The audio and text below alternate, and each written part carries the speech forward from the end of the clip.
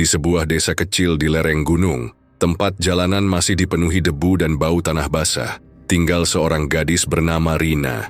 Ia bukan siapa-siapa, tidak punya gelar, tidak punya warisan, tapi punya satu hal, mimpi.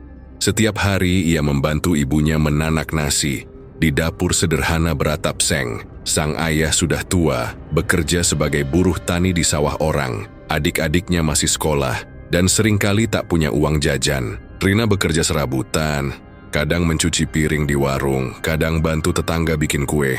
Tapi semua itu tak cukup untuk mengubah nasib.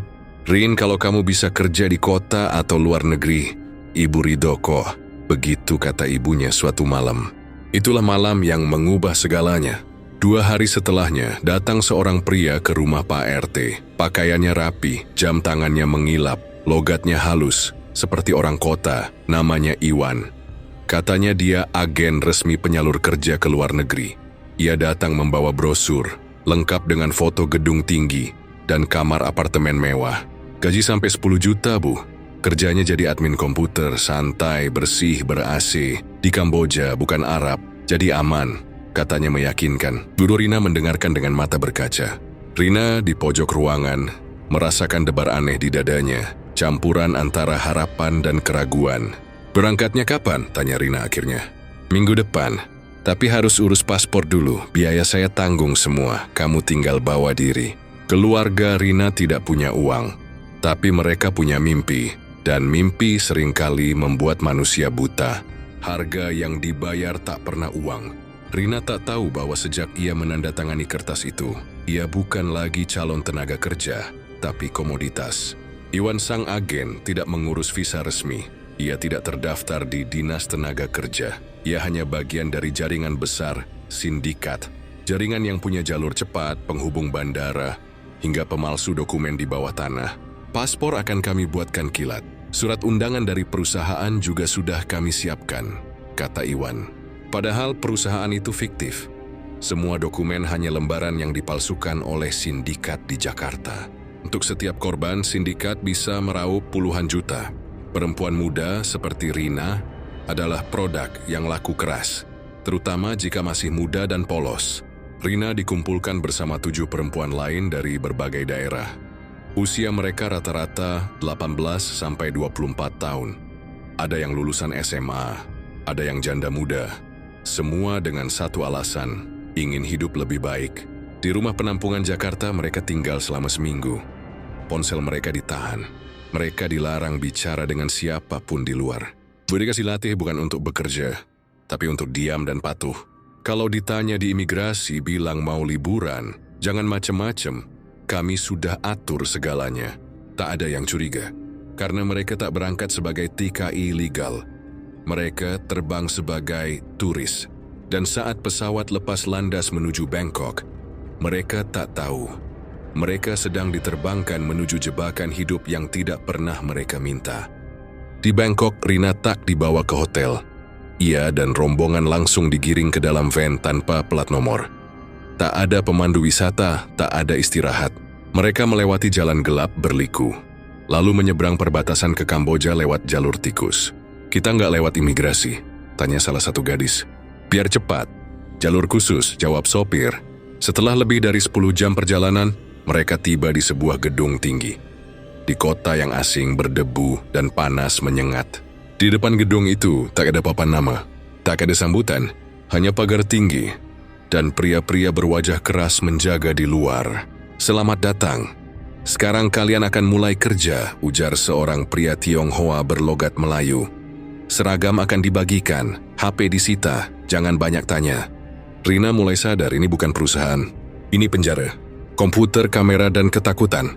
Setiap hari Rina bekerja dari jam 10 pagi sampai 2 dini hari. Duduk di depan komputer, memegang 10 akun media sosial palsu. Ia diminta menggoda pria-pria di luar negeri, berpura-pura jatuh cinta, lalu menipu mereka agar investasi di platform kripto. Setiap minggu ada target uang yang harus dicapai. Jika tidak, mereka akan dipukuli, dikurung, atau dipindah ke bidang lain yang lebih gelap. Kalau kamu gagal bulan depan, kamu dikirim ke tempat hiburan, kata salah satu penjaga, sambil merokok tanpa menatap Rina. Makanan mereka cuma 2 kali sehari, kadang nasi dengan telur busuk, kadang hanya mie instan. Hari ke-90, Rina sudah mulai kehilangan rasa waktu. Ia tak tahu ini hari apa, tak tahu apakah ibunya sehat. Dia mulai bermimpi buruk tiap malam. Dalam mimpi, ia selalu mencoba kabur dan gagal. Di dalam gedung itu, ia bertemu dengan Lina dari Pontianak. Lina sudah setahun di sana. Ia pernah mencoba kabur, lalu dihukum. Dipaksa berdiri 12 jam tanpa makan. Temannya Ayu dibawa paksa malam hari. Keesokan paginya, tidak pernah kembali. Mereka bilang Ayu dijual ke pria Cina. Di tempat lain, dia sudah dibeli. Kata Lina gemetar. Rina sadar, jika dia diam, dia akan hilang. Tapi jika dia melawan, dia bisa mati. Ketika semua harapan hilang, bulan keempat, seorang petugas kebersihan asal Indonesia menyelinap ke lorong tempat para gadis disekap. Namanya Pak Maman. Lelaki tua yang diam-diam jadi penyelamat kecil. Pak Maman pernah kehilangan anak perempuannya karena sindikat ini. Ia tahu perihnya. Suatu malam, ia memberi Rina satu benda kecil, ponsel jadul dengan pulsa terbatas. Kirim satu pesan ke nomor LSM ini. Kirim lokasi nama kamu dan bilang kamu disekap. Dengan tangan gemetar, Rina menulis. Nama Rina, Indonesia. Lokasi Phnom Penh, disekap di gedung belakang Riverside, 12 orang, tolong. Ia kirim pesan, lalu menunggu. Dan berharap pesan itu bisa selamatkan nyawanya. Suara walkie-talkie polisi, langkah sepatu menyelinap. LSM itu langsung menghubungi Kedutaan Besar Indonesia. Setelah verifikasi, KBRI meneruskan laporan ke Kepolisian Kamboja. Operasi dirancang dalam 4 hari, tidak boleh bocor. Karena sindikat ini punya mata-mata di mana-mana. Dini hari, tim gabungan menyerbu gedung. 12 perempuan diselamatkan. Beberapa dalam kondisi demam, luka, dan trauma. Rina nyaris tak bisa berdiri, tapi ia selamat. Sayangnya, puluhan lainnya sudah dipindahkan. Gedung lain, kota lain. Sindikat itu besar, dan mereka belum tumbang. Rina dipulangkan ke Indonesia. Tapi tak ada rasa pulang. Ia duduk diam di ruang tamu rumahnya. Ibunya menangis memeluknya erat. Tapi Rina hanya bisa menatap kosong. Ia sering terbangun tengah malam, menjerit. Ia takut cermin, takut hasbi, takut suara pintu terbuka. Aku cuma mau kerja, tapi aku malah dijual, dipakai, dibuang. Katanya pelan pada aktivis yang menemaninya. Rina mulai menjalani terapi.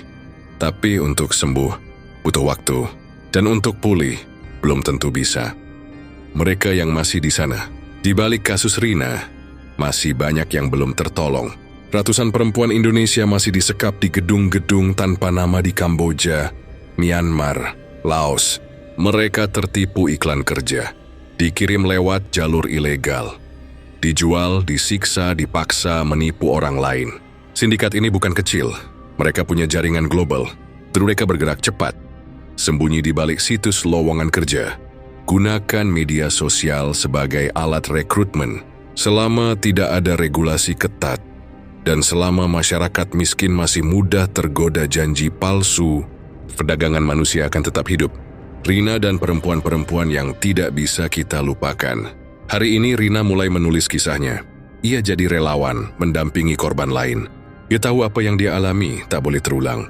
Kalau ada yang janji kerja enak di luar negeri, tolong cek dulu, tanya dulu. Jangan langsung percaya. Katanya di depan siswa-siswi SMA di desanya. Perdagangan manusia tidak akan berhenti karena satu korban selamat. Tapi dari satu suara mungkin akan lahir gerakan. Dan semoga suara Rina cukup keras untuk menyelamatkan satu perempuan lain. Satu saja, itu cukup.